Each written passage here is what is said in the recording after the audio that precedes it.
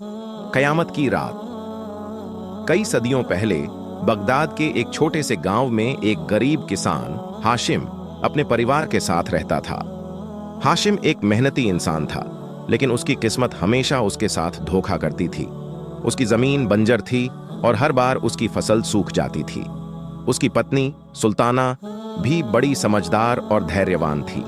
वे दोनों अल्लाह पर अटूट विश्वास रखते थे, लेकिन गरीबी और कठिनाइयों ने उनके जीवन को कठिन बना दिया था। एक रात जब पूरा गांव सो रहा था, हाशिम और सुल्ताना जाग रहे थे। वे दोनों अल्लाह से अपनी परेशानियों के हल के लिए दुआ कर रहे थे। उसी रात एक रहस्यमय बूढ़ा व्यक्ति, जिसने एक लंबा सफेद चोगा पहना हुआ था, उनके दरवाजे पर दस्तक दी।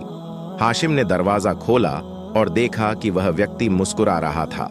बूढ़े व्यक्ति ने कहा, अल्लाह ने तुम्हारी दुआ सुन ली है, लेकिन याद रखना, हर परीक्षा के साथ एक सबक छिपा होता है। यह कहकर बूढ़ा व्यक्ति चला गया। अगले दिन जब हाशिम ने अपनी जमीन पर जाकर देखा तो उसे विश्वास नहीं हुआ। उसकी जमीन पर एक सोने का खजाना मिला था। हाशिम और सुल्ताना की खुशी का ठिकाना नहीं था। उन्होंने अल्लाह का शुक्र अदा किया और सोचा कि अब उनकी सभी परेशानियां खत्म हो जाएंगी। लेकिन जब हाशिम गांव के लोगों के साथ खजाने को बांटने गया तो कुछ लोग लालच में आ गए। उन्होंने हाशिम पर शक किया और कहा कि उसने यह खजाना चोरी किया है।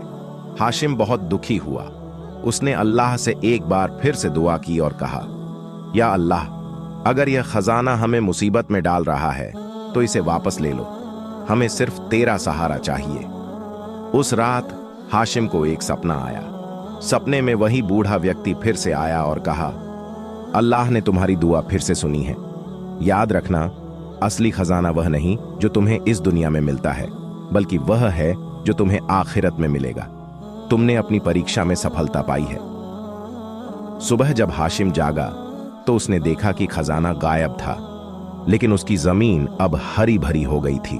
उसके खेतों में अच्छी फसल उग आई थी। हाशिम और सुल्ताना ने अल्लाह का शुक्र अदा किया और समझ गए कि असली संपत्ति ईमान और अल्लाह पर विश्वास है। इस कहानी से हमें यह सीख मिलती है कि हमें हमेशा अल्लाह पर विश्वास रखना चाहिए और किसी भी परेशानी में धैर्य से काम लेना चाहिए। असली दौलत वह नहीं जो हमें दुनिया में मिलती है, बल्कि वह